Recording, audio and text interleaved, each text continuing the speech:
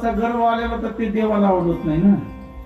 तिळ भर जरी होया अभिमान, मेरू तो समान भार देवा. नुसती ग्रंथ संपदा, नुसतं ज्ञान कमविलं, मी भजन केलं नाही देवाचं, एवढं तर नाही जमलं ना मला. आता काय करावं? तुकोबारायाला माहित होतं, तुकोबारायाला माहित होतं नुसतं ज्ञान जर देवाला मागितलं तर माझ्या ठिकाणी गर्व येईल, मला देवाची सेवा करता येणार नाही, भक्ती करता येणार नाही. म्हणून तुकोबारायाने देवाकडे मागणीच मागितली, मला नुसतं ज्ञान देऊ नको वा देवा, मग काय कर, त्याच्या बरोबर भक्ती पण दे. भक्ती प्रेमाविन ज्ञान नको देवा, भक्ती प्रेमाविन ज्ञान नको देवा,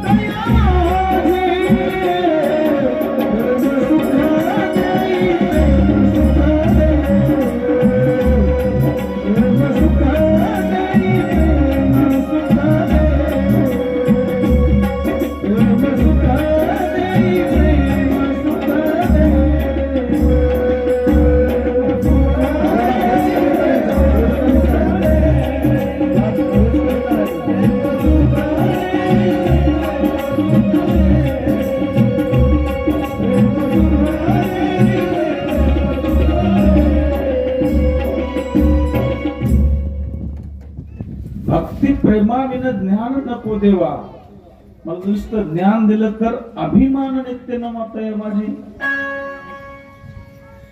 पुढे भक्तीने धरिले हाती, मागे ज्ञान वैराग्य धर्म येती.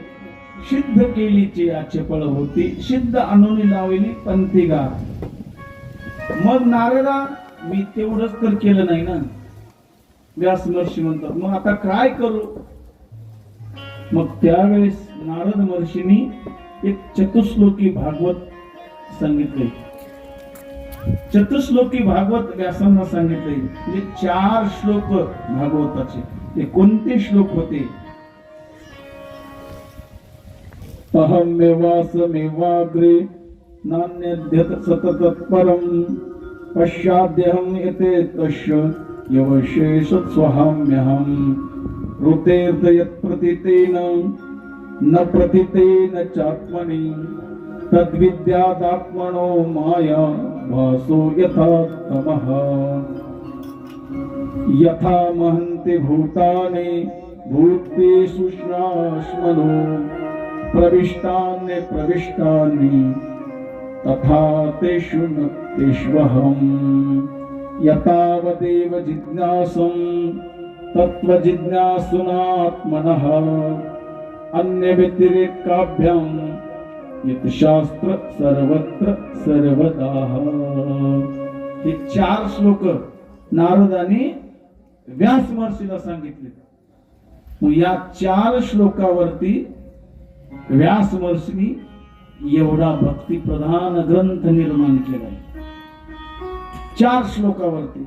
मी जसं काल बोलून गेलो ज्ञानेश्वर माऊलींनी, मला वाटलं कीर्तनामध्ये सांगितलं होतं काय की ज्ञानेश्वर माऊलींनी जसे छोट्याशा गीतेवर भाष्य करून ज्ञानेश्वरी सारखा ग्रंथ लिहिला मोठा, तसं 4 श्लोकावरती भाष्य करून व्यासांनी हा मोठा एवढा भक्तिप्रधान ग्रंथ भागवत ग्रंथ निर्माण केलाय. या भागवत ग्रंथामध्ये 18,000 श्लोक आहेत. किती? 18,000 श्लोक. एवढा ग्रंथ सांगायचा म्हणलं तर 2 वर्ष 5 वर्ष पण आपल्याला सरणार नाही. एवढा ग्रंथ मोठा आहे. 18,000 श्लोक आहेत, 12 स्कंद आहे त्याच्यामध्ये, 12 विभाग आहेत या ग्रंथाचे, 336 अध्याय आहेत या ग्रंथामध्ये. असा भक्तिप्रधान ग्रंथ निर्माण केला व्यासांनी. या ग्रंथामध्ये अनेक देवाच्या लीलेचं वर्णन आहे, देवाच्या शूरतेचं वर्णन आहे, अनेक भक्तांच्या कथा आहेत. असा भक्तिप्रधान ग्रंथ निर्माण केल्यानंतर त्यांना थोडा चेहऱ्यावरची उदासीनता ती संपली, आनंद वाटू लागला. मी देवाचं वर्णन करणारा ग्रंथ लिहिला.